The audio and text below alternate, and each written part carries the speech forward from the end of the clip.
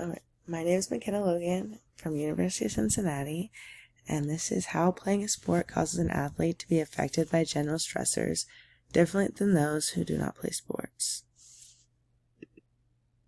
Alright, a little background on why I wanted to do this study. So athletes are exposed to so many stressors, such as games and practices, and having to talk to the media, and having to talk to future college coaches when they're recruiting and everything, and having to talk, if they're a captain, having to be in charge of their team. So just knowing they experience so many stressors was so interesting on how that affects them. And then also I really wanted to test the idea of muscle memory, but more of like a mental and like on like a cortisol level, like a stress level, more than like a muscle level.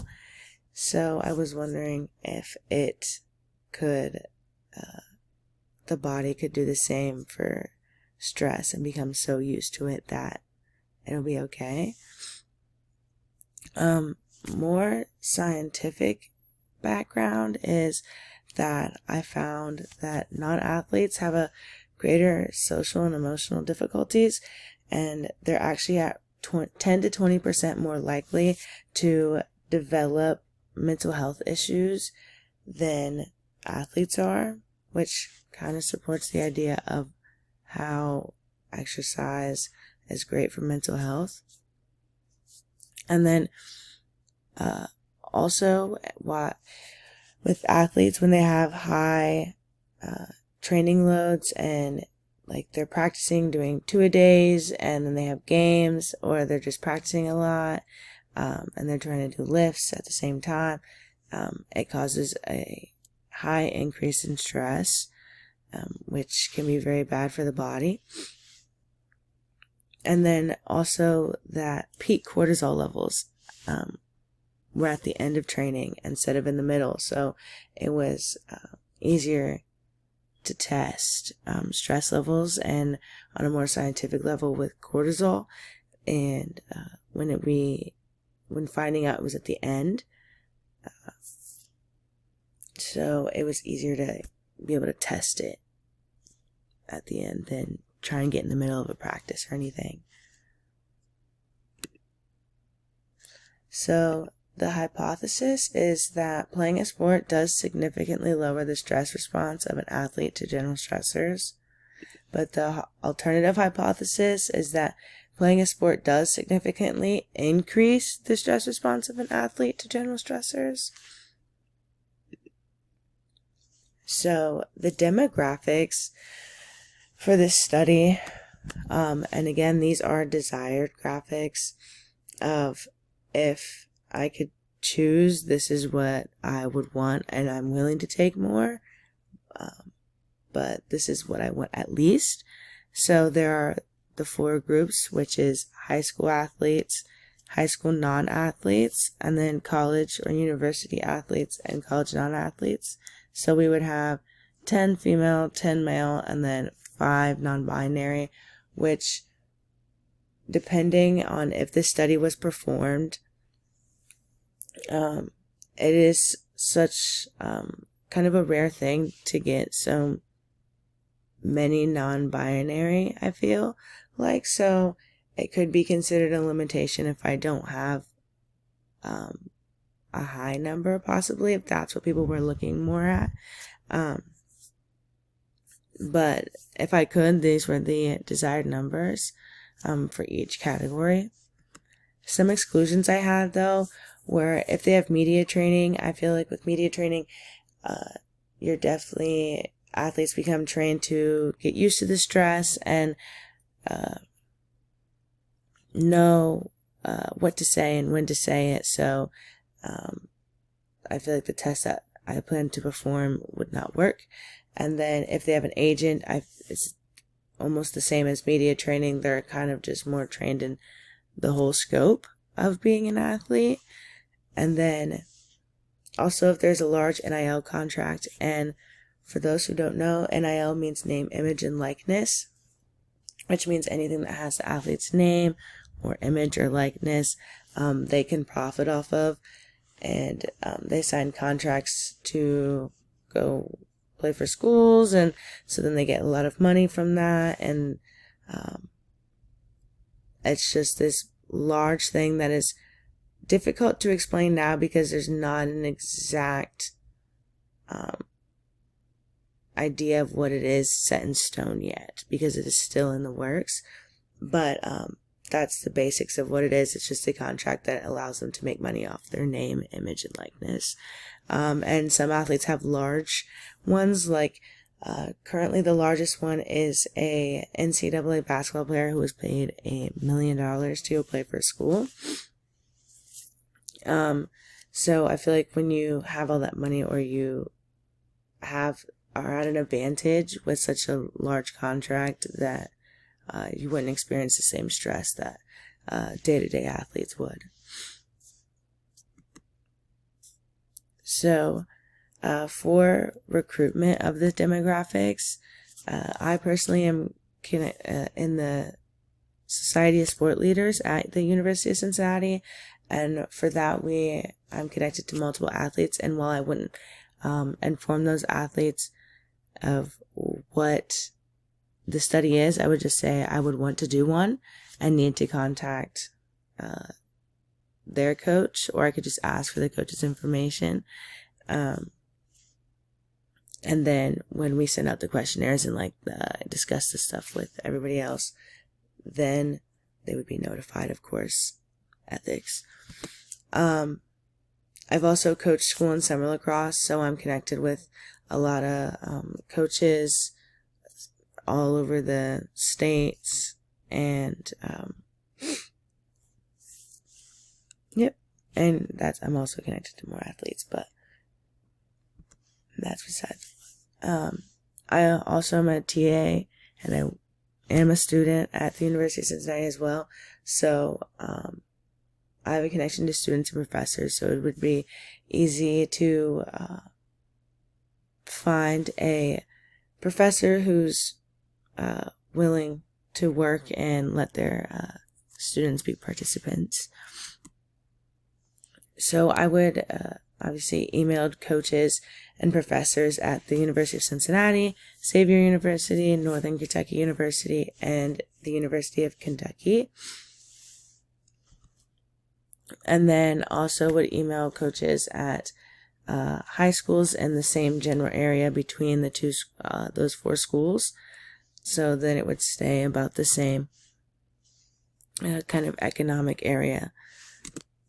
And then, so we would cooperate with coaches to make a day off practice incentive for athletes, kind of give them a good recovery day, and would cooperate with teachers to make a 3-point extra credit incentive.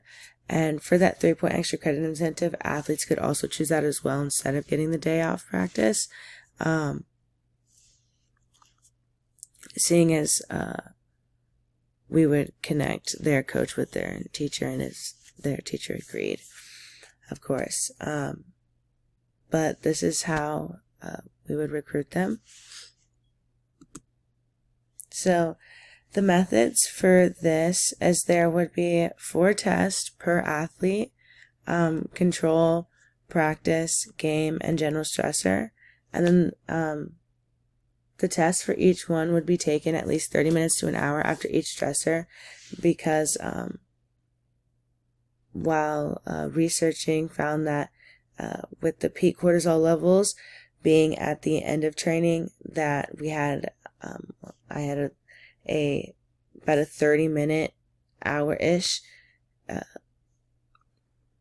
time limit to get peak cortisol results for that group of what was going on of that I wanted, or that stressor that I wanted to get. And an hour might be too far out, so yes, in the future that is depending on if this study was performed and the results differed from the 30 minutes to an hour ones, which obviously we would mark the times that they were taken. If they differed enough, obviously we would have to dismiss or exclude our results, seeing as they weren't significant or close enough to the peak results, which is what we wanted. 2 tests per non-athlete, which would just be control and general stressor because they don't have the game or practice. So what I mean by the control is just a baseline test done 3 weeks before the regular season starts. And for the general stressor is a psychological stressor that we're doing, which is the Trier social stress test. So there's no, we're not recording any type of physical reaction. It's all mental. And for the baseline test, it was taken at early in the morning, which we also found was the best time to take it, when it was a control and not after a stressor. And also we took it in the middle of like a stress break. So we tried to get like where there was at least 7 days between stressors, and we would take the control in the middle. So the procedure would be to perform the control and then obtain data from practice and game, and then and any empty time they had on a day where they don't have practice or a game, perform the general stressor. And so how the control would be performed is they would be taken to a private room, and they would be get a syllabic cortisol test and a self-perceived stress test, which I will elaborate on those in a minute. And then for the general stressor, obviously taken after the control, and the groups would be separated. So during testing, obviously athletes are going to be separated and be tested at different times than the non-athletes would be, just to have no group interference. And then obviously they would be taken one by one into a private room where we would perform the stressor, and then eventually they would be tested by the syllabic cortisol test and the self-perceived test. All right, second page of methods.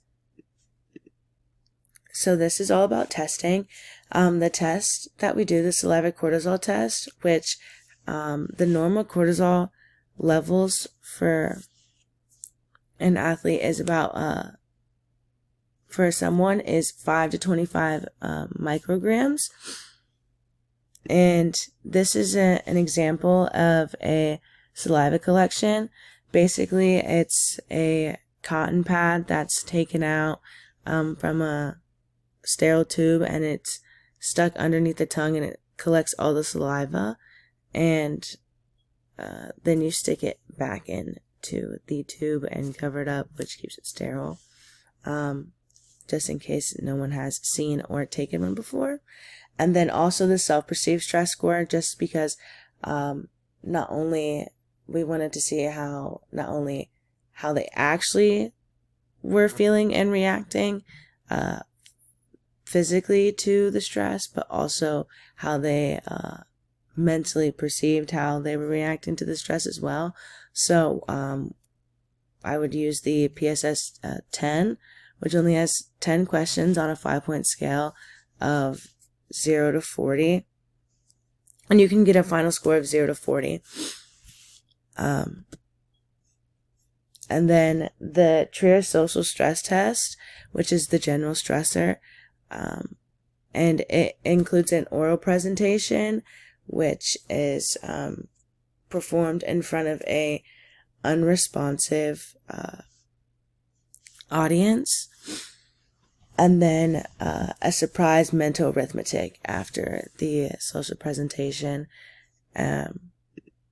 This is what that setup would look like, and this is just a demonstrated one where you can obviously see the camera here recording how